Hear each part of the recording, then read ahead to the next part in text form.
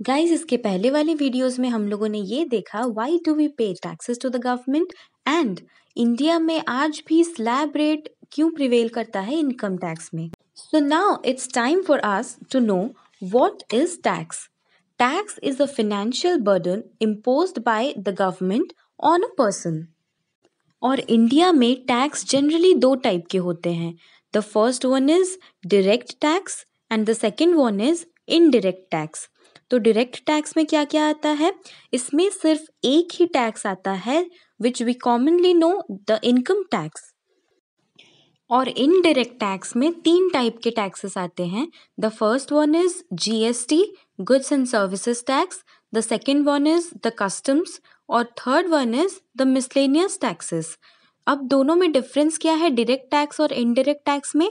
Direct tax जो होता है this tax is levied on a person और इनडायरेक्ट टैक्स क्या होता है? This tax is levied on goods and services. So guys, मैं अपने आने वाले वीडियोस में डायरेक्ट टैक्स के बहुत सारे क्लासेस लेकर आऊंगी। To understand direct tax very well, we need to be informed regarding six important things. First one is Income Tax Act 1961. Second one is Income Tax Rules 1962. Third one is all the government notifications. Fourth one is the Finance Act Annual. Fifth one is circulars and notifications of CBDT. Sixth one is judicial decisions. Okay, so now the question arises that why do we call it Finance Act Annual? Because it comes every year. But do you know what do we call it before it becomes the Finance Act? We call it budget. After budget is passed in Parliament, we call it the Finance Act. So now you guys must be thinking that when is the budget presented in the Parliament? Budget is presented on 1st February of every year. 1st February of every year. But guys, हमें तो ये पता है कि हर 5 साल में central government का election एक बार होता है और जिस साल सेंट्रल गवर्नमेंट का इलेक्शन होता है उस साल न्यू गवर्नमेंट फॉर्म होने के बाद ही बजट आती है। So in that particular year, the budget may be presented on any date after the election result is announced. Guys, coming to the next important topic, that is budget. What is a budget? Budget is a proposal by the ruling government. Generally budget में 3 types of matters पे proposals दिए जाते हैं. The first one is expenditure of government. Government को इस साल क्या क्या खर्चे करने हैं. फॉर एग्जाम्पल कितने हॉस्पिटल्स बनवाने हैं, कितने स्कूल्स ओपन करने हैं, कितने ब्रिजेस कंस्ट्रक्ट करने हैं. सेकंड आता है taxes related matters. For example अभी के एग्जिस्टिंग टैक्सेशन सिस्टम में क्या क्या चेंजेस लाने हैं जिसको हम लोग जनरली अमेंडमेंट्स बोलते हैं. और थर्ड आता है मिसलेनियस मैटर्स. तो पहला क्या है? पहला है गवर्नमेंट के खर्चों का प्रपोजल. दूसरा है गवर्नमेंट रेवेन्यू कहाँ से जनरेट करेगी, दैट इज द टैक्सेस. और थर्ड है मिसलेनियस. टैक्स से रिलेटेड बजट को कहा जाता है finance bill. And budget when passed by parliament with more than 50% majority it becomes finance act annual. तो अब हमें ये पता चल गया कि बजट का जो टैक्सेस रिलेटेड मैटर होता है उसको हम बोलते हैं फिनेंस बिल. और फिनेंस बिल जब पार्लियामेंट में पास होता है जिसमें more than 50% of the member of parliaments agree करते हैं उसको बोला जाता है finance act. And every year budget is presented in the parliament by the finance minister. जैसे कि 2014 से 2018 तक इंडिया के फिनेंस मिनिस्टर थे श्री अरुण जेटली जी और उन्होंने ही पार्लियामेंट में ये 5 साल बजट को प्रेजेंट किया था.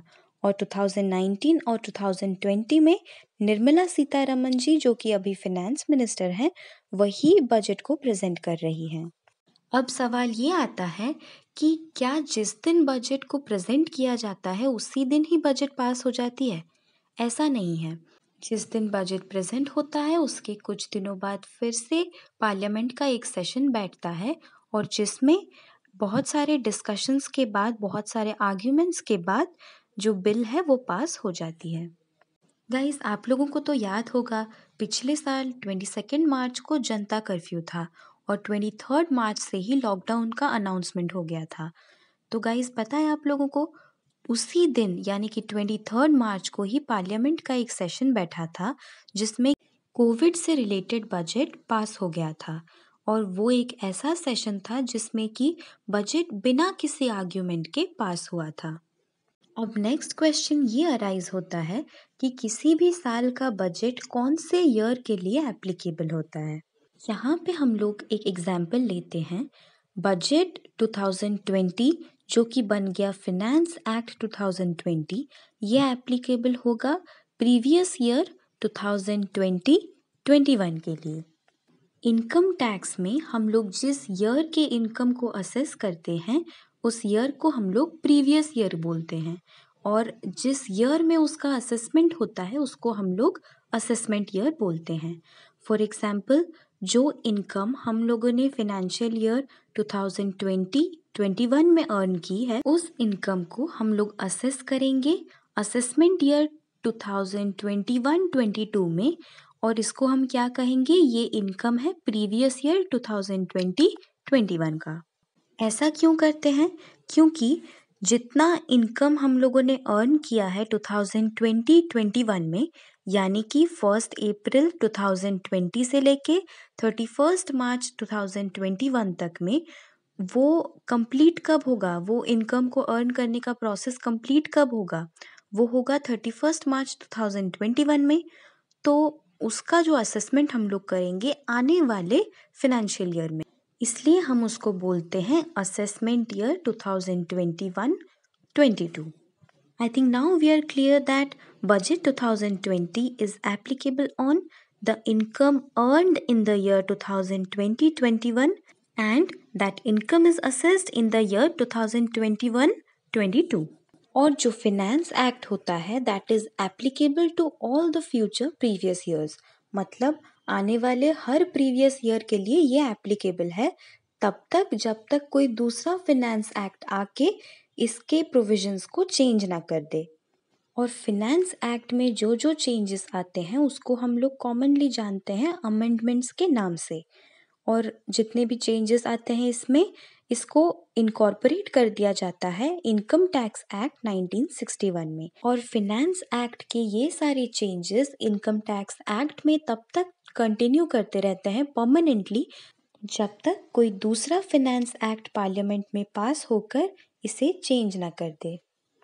गाइज, आई होप आप लोगों को आज का ये वीडियो समझ में आया होगा, और अगर आपको ये वीडियो अच्छा लगा तो प्लीज़ इसे लाइक करें, अपने दोस्तों के साथ शेयर करें, और मेरे चैनल द ट्विस्टेड ऑलिव को सब्सक्राइब करें, और कमेंट सेक्शन में लिखें कि आपको ये वीडियो कितना समझ आया।